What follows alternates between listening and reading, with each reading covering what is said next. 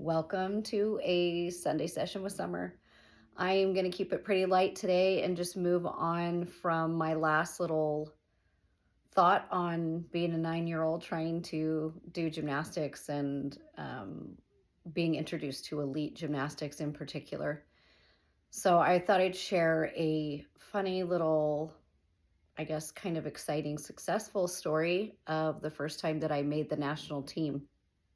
It was 1988, and I was 11 years old, and I was competing a compulsory day and an optional day, which is what they did back then in the 80s and 90s, and I think they did that prior to the 80s as well. But I was super unfamiliar, again, still just a naive little girl, and I really didn't understand the magnitude of what gymnastics was or where it could take me. And we went into our first couple of elite qualifiers, and I was able to qualify for elite because you had to have a certain score to be able to qualify as an elite athlete. And so I was able to qualify for elite, which meant that I got to go to either the US Classic or the American Classic.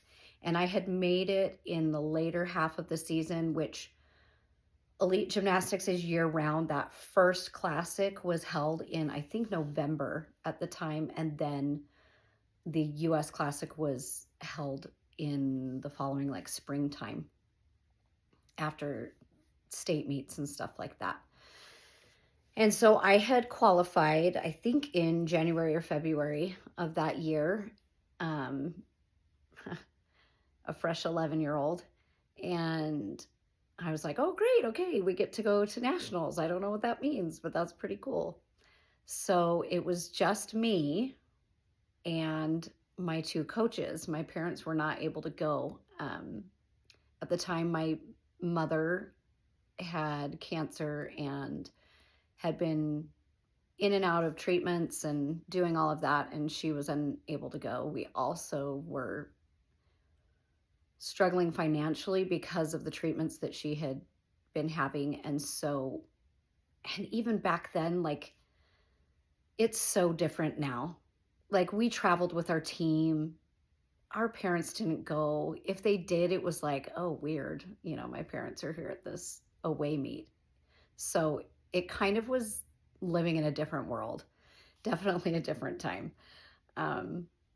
So it literally was just me, this little 11-year-old, and Nancy Roach and Neil Resnick, who were my coaches. And I can't remember if Patty Resnick went. I'm sure she would tell me that she was there, but I can't remember, to be very honest. I don't even remember how the competition necessarily even went. I just know that I did pretty well. I hit 8 for 8. So I hit all 4 of my compulsory routines, and then the next day I hit all 4 of my optional routines. So they're like doing awards, and I had no idea if I had, made any events or done it. I was so oblivious. And what's funny about that first experience was that, like, Neil and Nancy didn't even grab, like, the results. Like, we didn't even know what the results were. They were just like, okay, we made it 8 for 8. You've obviously got some work to do. So let's go get our bags, go change into your clothes, and we'll go get some food. And so all the other athletes, mind you, are on the floor, like, in their leotards still and their warm-ups and ready for awards and stuff like that. And I'm in the bathroom changing into my jeans and my sweatshirt, putting my tennis shoes on. And I'm just like, oh, yay, I'm going to go eat because I'm super hungry. And we are literally walking out of the arena. Like, we are on our way out the door of the arena. And I hear my name, Summer Reed. And I stopped and I turned around and I looked at Neil, and I remember him looking at me and going, wait, what? And then the announcer is like, is Summer Reed still in the building? And I like, my eyes just were like super wide. And I looked at Neil, and Neil looked at me, and he was like, well, give me your bag. Get out on the floor. I am in jeans, in a sweatshirt, my tennis shoes. Like, it was so unprofessional. Like, I know that the other like coaches and kids that I was I competed against during that experience were like, what is this girl? Like, she has no idea what she's doing. And I run out on the floor, and I'm like, here I am. I had given my bag to Neil. I'm like, I'm Summer. And they're like, Summer, you're 11th place. You made the national team.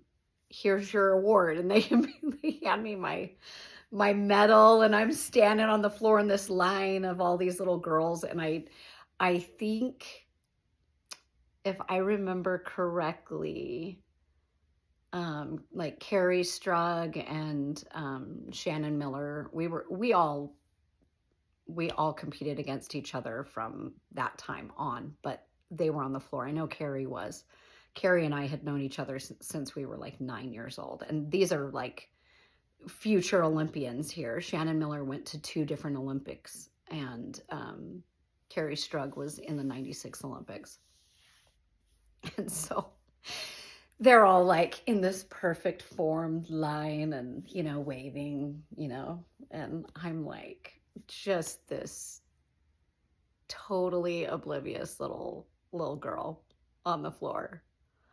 And I think that was another switch that flipped, because I remember being like so elated and thrilled. Like, I don't even know what that means. Like, we had this whole conversation with all of these judges and coaches afterwards. Like, my coaches had to come, and there was a huge meeting afterward, kind of going over what that meant, and training camps and this and that, and assignments to go compete for the US and all of these things. And that is when the pressure cooker started to rise at an exponential level. But I'm just going to end on that note, because it was such a funny story, and just one that I don't know how many people go into elite gymnastics really knowing what they're getting into. I had no clue. And I am grateful for that experience, because that was probably one of the easiest elite national competitions that I ever competed in, because there was zero pressure. I had no pressure. No one expected anything from me, including the judges, my parents, my coaches, myself. And after that is when things started to kind of ramp up and the pressure started. But I just thought I'd share that fun little story of my first chance at making the national team. So I hope everyone has a blessed week, and I hope that you enjoy this Easter season. Thanks for tuning in.